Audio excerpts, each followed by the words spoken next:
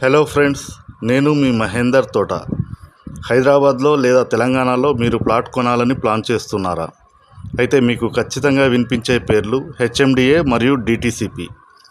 చాలామందికి ఈ రెండింటి మధ్య తేడా ఏంటి, ఏది కొంటే సేఫ్, లోన్ ఏది సులభంగా వస్తుంది అనే సందేహాలు ఉంటాయి. ఈ వీడియోలో వీటి గురించి క్లియర్గా సింపుల్గా తెలుసుకుందాం. హెచ్ఎండిఏ అంటే Hyderabad metropolitan development authority. Hyderabad city మరియు దాని చుట్టుపక్కల ఉన్న మెట్రోపాలిటన్ రీజన్లో జరిగే డెవలప్మెంట్స్ అన్నీ దీని పరిధిలోకి వస్తాయి. ఇది చాలా స్ట్రిక్ట్ రూల్స్ని కలిగి ఉంటుంది. రోడ్లు, డ్రైనేజీలు, పార్కులు, ఓపెన్ స్పేస్ వంటి అన్ని ప్రమాణాలను పాటించిన తర్వాతే వీరు లేఅవుట్ అనుమతులు ఇస్తారు. ఇక డిటిసిపి అంటే directorate of town and country planning. ఇది హెచ్ఎండిఏ అవతల ఉన్న ప్రాంతాల్లో, అంటే జిల్లా కేంద్రాలు లేదా గ్రామీణ ప్రాంతాల్లో డెవలప్మెంట్స్ అయ్యే లేఅవుట్లను పర్యవేక్షిస్తుంది. తెలంగాణ అంతటా ప్లానింగ్ మరియు డెవలప్మెంట్ను క్రమబద్ధీకరించడం దీని ప్రధాన ఉద్దేశం. సింపుల్గా చెప్పాలంటే సిటీకి దగ్గరగా ఎక్కువగా అభివృద్ధి చెందిన ఏరియాల్లో హెచ్ఎండిఏ ఉంటుంది.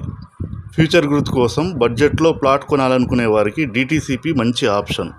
పెట్టుబడి పెట్టేటప్పుడు గుర్తుంచుకోవలసినవి: హెచ్ఎండిఏ మరియు డిటిసిపి రెండింటికి బ్యాంక్ లోన్స్ వస్తాయి.